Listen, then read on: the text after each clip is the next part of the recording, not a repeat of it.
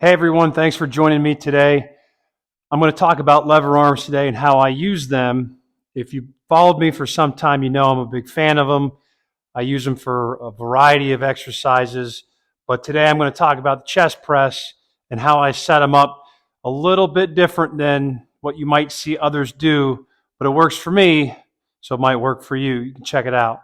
One of the first things that I've done is I've actually removed the back bracket off of these ISO arms. The reason being is because it allows for me to make these arms a little bit more mobile.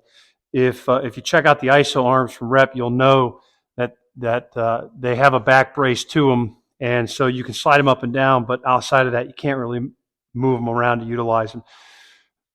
I don't recommend you do it. You decide of your own, but this is how it works for me and seems to work okay. So I utilize one of our power pegs. So that keeps everything in place. You can use more than one. You can use two. I've used two when I mess around with the bench press. Everything else seems to be just fine with one. And then I got the 5/8 inch pin. That works in here. And then that's your lock there. So that works really nice. But for me, it just makes it a lot easier to transport and to move from the Aries back over to here. So one of the first things that I end up doing is I end up popping these pins and then I lower them down, and I'll show you how I do that here. So the first thing that I end up doing when I'm setting up for bench press, and that's what I'm going to focus on here today, is I always take out the locks and I just set the locks up right above, because what's nice about it then is I know exactly where to put them back when I'm all done. So now they're free range. They can move about.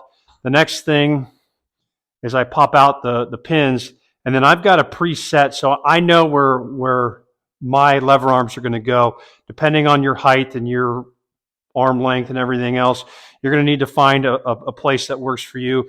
But for me, I already know where. It's on number 8 on the numbering system, so it's just a matter of popping these out, and then I just set them up and then just slide them down a little bit, and then I use the stopper on the back side of the arm, and then it sets up real nice like that, and I do that for both sides. Again, without the backing on these, you can see, like if you don't hold these suckers will fall on you, and that's why you need that back brace. If you choose not to do that, again, the setup will be similar to what you see here. But just set them in, slide it down just a hair, get my pin. There we go.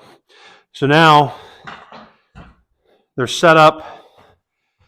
I've got a good spot. Now, once you know where they're going to go, the next piece is you need a way to spot them. Okay, now once your lever arms are down on the ground, the next thing you got to do is you've got to secure them. So a lot of people like to use the spotter arms. I'm not a fan of them because I think they might get in the way. So we've come up with something else. I really like to use them. I think it's a little bit more modular, is our power pegs. So the power pegs that we sell at Bear Steel, they're not just for bands. That's why we don't call them band pegs. We call them power pegs because they're for your power rack, and they're utilized in a lot of different ways. Well beyond just bands. You could use them for chains. You could use them for handles. You can do push-ups. You can do dips. In this scenario, we're going to use them to secure and hold our lever arms. So I have a preset spot for these. So now what's cool about this, they're magnetic, and it's a 30-pound pull. You can see it takes a whole lot of pull to get these out. So for those of you that might have concern, you can see it takes a lot. It takes a lot to get these off. So we use the power pegs. Now, what's nice about using the pegs and these type of lever arms, these ISO arms from Rep, is we have a prototype here. Now, This prototype is something that you've probably seen in the last video when we were doing the low row on the Aries. We haven't released these yet, but I'm curious to see what all of you have to think about these. So send me a DM, send a comment, send me an email. If this is something that you would like to see us bring to market.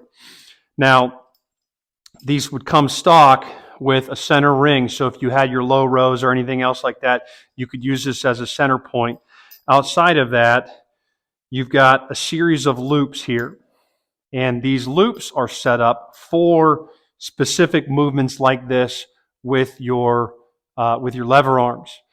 Now, when you use these, you can set the various heights or lengths or whatever you want to call it. So if you want to go a little higher, a little lower. With the carabiners, the cool part is on these lever arms, you would connect the carabiner, and then from here, you'd pull it up, you'd loop it, a little too high. You'd loop it, and then it would sit nice and secure just like this. So again, it's not going anywhere, even just at this base weight here, right? So these are rated to about 2,400 pounds braking strength. So it's the same type of material that we have on our leader chain straps and the chain straps as well, and these are made here in America. So these are real sturdy, they're real tough, and they're really nice. And it makes it super convenient. So when you go to set up the second one, again, it's the same thing. It's a matter of connecting and then raise it up, loop it, and now you're set. So same thing here, right? It goes in and it holds, it does exactly what it's supposed to do. The pins aren't going anywhere. They're nice and firm and connected. So then the next thing, all you got to do is you got to put your bench in and load up your weight, and you can go. So you can go from facing in, facing out. I'll do a quick showcase. I've got some video. I'll show you how I lift it. But when you set up on bench, this is the best way to do it.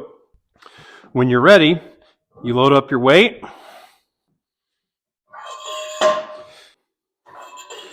Holding firm. Put your clips on. Lastly, you'd roll your bench in.